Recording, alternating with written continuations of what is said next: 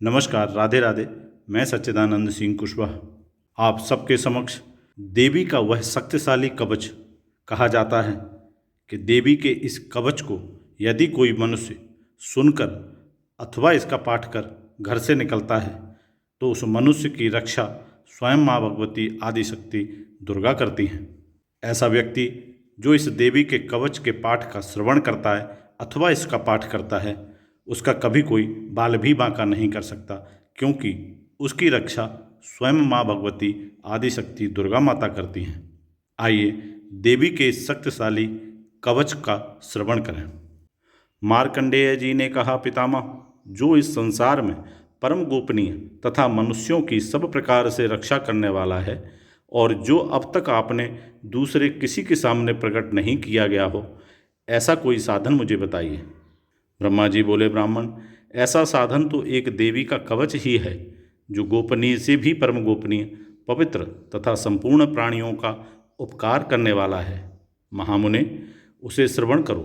देवी की 9 मूर्तियां हैं जिन्हें नवदुर्गा कहते हैं। उनके पृथक पृथक नाम बतलाए जाते हैं।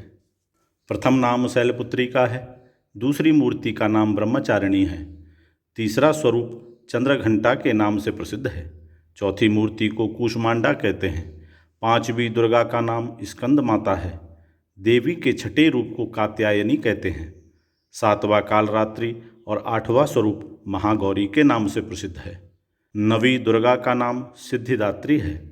ये सब नाम सर्वज्ञ महात्मा वेद भगवान के द्वारा ही प्रतिपादित हुए हैं। जो मनुष्य अग्नि में जल रहा हो, रणभूमि में शत्रुओं से घिर गया हो, विषम संकट में फंस गया हो तथा इस प्रकार भय से आतुर होकर जो भगवती दुर्गा की शरण में प्राप्त हुए हों, उनका कभी कोई अमंगल नहीं होता। युद्ध के समय संकट में पड़ने पर भी उनके ऊपर कोई विपत्ति नहीं दिखाई देती। उन्हें शोक, दुख और भय की प्राप्ति नहीं होती है। जिन्होंने भक्तिपूर्वक देवी का स्मरण किया है उनका निश्चय ही अभ्युदय होता है।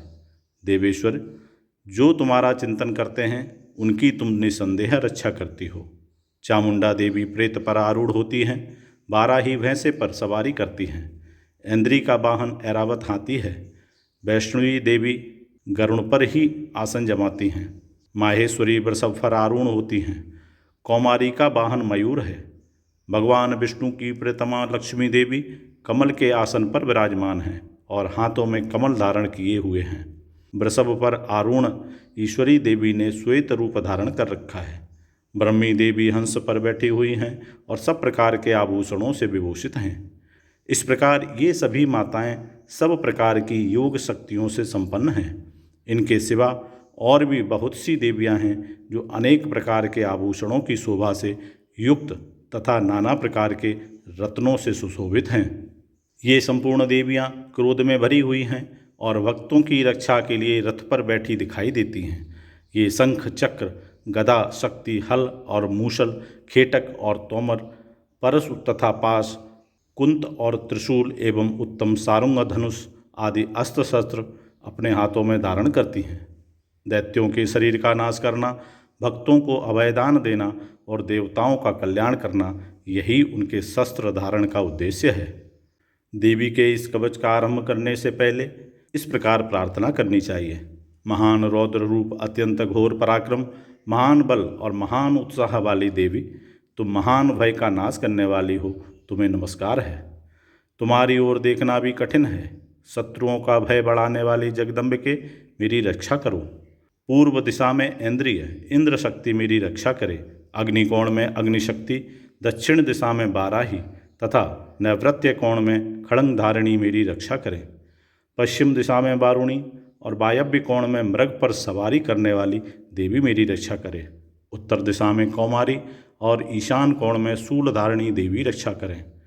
ब्रह्मणी, तुम ऊपर की ओर से मेरी रक्षा करो और वैष्णवी देवी नीचे की ओर से मेरी रक्षा करे। इसी प्रकार सबको अपना वाहन बनाने वाली चामुंडा देवी 10 दिशाओं में मेरी रक्षा करें। जया आगे से और विजया पीछे की ओर से मेरी रक्षा करें। वाम भाग में अजिता और दक्षिण भाग में अपराजिता रक्षा करें। उद्धोतनी शिखा की रक्षा करें।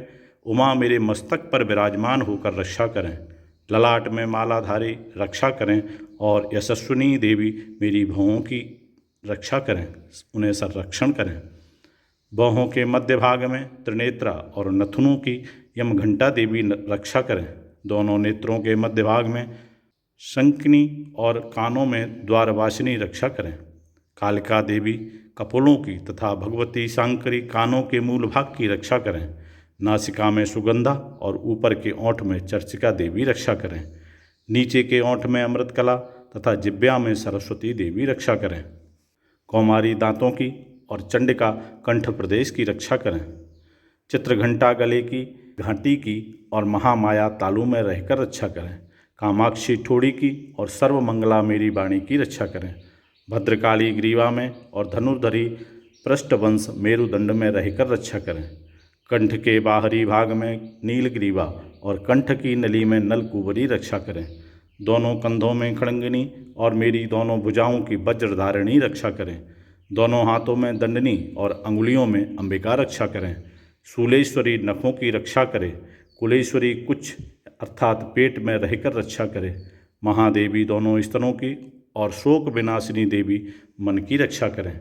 ललिता देवी हृदय में और शूलधारिणी उदर में रहकर रक्षा करें। नाभि में कामिनी और गुहा भाग में गुहेश्वरी रक्षा करें। पूतना और कामिका लिंग की और महेश वाहिनी गुदा की रक्षा करें।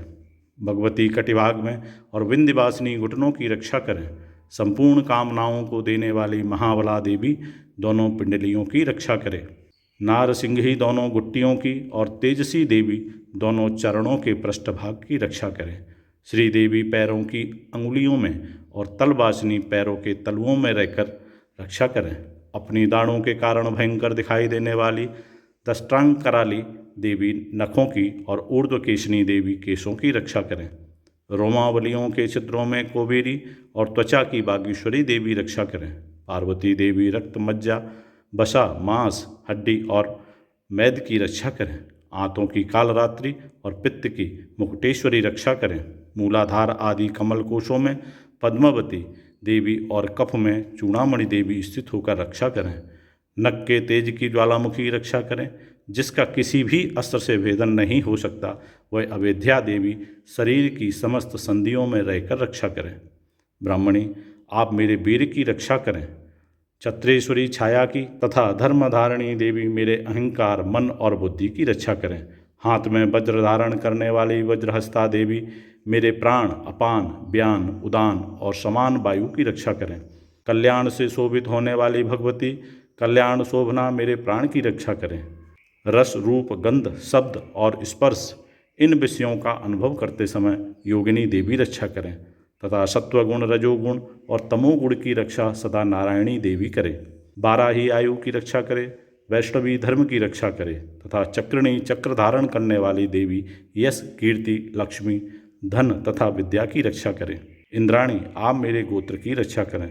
चंडिके, तुम मेरे पशुओं की रक्षा करो।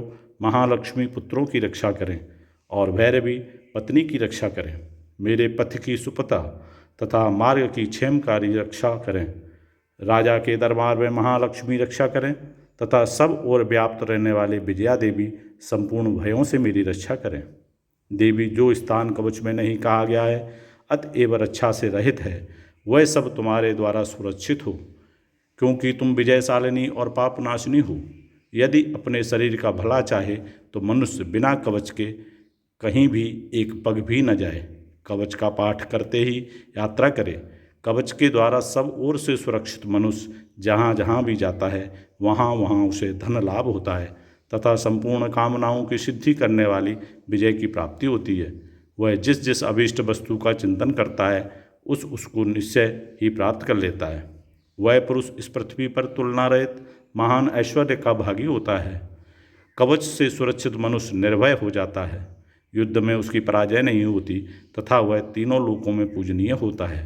देवी का यह कवच देवताओं के लिए भी दुर्लभ है। जो प्रतिदिन नियम पूर्वक तीनों संध्याओं के समय श्रद्धा के साथ इसका पाठ करता है उसे देवी कला प्राप्त होती है तथा वह तीनों लोकों में कहीं भी पराजित नहीं होता। इतना ही नहीं, वह अपमृत्यु से रहित हो 100 से भी अधिक वर्षों तक जीवित रहता है। मकड़ी, चेचक और कोढ़ आदि उसकी संपूर्ण व्याधियां नष्ट हो जाती हैं। कनेर, भांग, अफीम, धतूरे आदि का स्थावर विष, सांप और बिच्छू आदि के काटने से चढ़ा हुआ जंगम विष तथा अइफेन और तेल के संयोग आदि से बनने वाला कृत्रिम विष, ये सभी प्रकार के विष दूर हो जाते हैं, उनका कोई असर नहीं होता। इस पृथ्वी पर मारण, मोहन आदि जितने अभिचारक प्रयोग होते हैं तथा इस प्रकार के जितने मंत्र यंत्र होते हैं, वे सब इस कवच को हृदय में धारण कर लेने पर उस मनुष्य को देखते ही नष्ट हो जाते हैं। ये ही नहीं, पृथ्वी पर विचरने वाले ग्राम देवता, आकाशचारी देव विशेष, जल के संबंध से प्रकट होने वाले गण, उपदेश मात्र से सिद्ध होने वाले निम्न कोटि के देवता, अपने जन्म के साथ प्रकट होने वाले देवता, कुल देवता, माला, कंठमाला आदि डाकिनी, सांकिनी, अंतरिक्ष में विचरने वाली अत्यंत बलवती भयानक डाकिनियाँ, ग्रह, भूत, पिशाच, यक्ष, गंधर्व, राक्षस, ब्रह्म राक्षस, बेताल, कूष्मांड और भैरव आदि अग्निकारक, अनिष्टकारक देवता भी हृदय में कवच धारण किए हुए रहने पर उस मनुष्य को देखते ही भाग जाते हैं। कवचधारी पुरुष को राजा से सम्मान वृद्धि प्राप्त होती है। यह कवच मनुष्य के तेज की वृद्धि करने वाला और उत्तम है। कवच का पाठ करने वाला पुरुष अपनी कीर्ति से विभूषित भूतल पर अपने श्रेयस के साथ साथ वृद्धि को प्राप्त होता है। जो पहले कवच का पाठ करके उसके बाद सप्तसती चंडी का पाठ करता है, उसकी जब तक वन, पर्वत और काननों सहित यह पृथ्वी टिकी रहती है, तब तक यहाँ पुत्र, पौत्र आदि संतान परंपरा बनी रहती है। फिर देह का अंत होने पर वह पुरुष भगवती महामाया के प्रसाद से उस नित्य परम पद को प्राप्त होता है, जो देवताओं के लिए भी दुर्लभ है। वह सुंदर दिव्य रूप धारण करता है और कल्याणमय शिव के साथ आनंद का भागी होता है।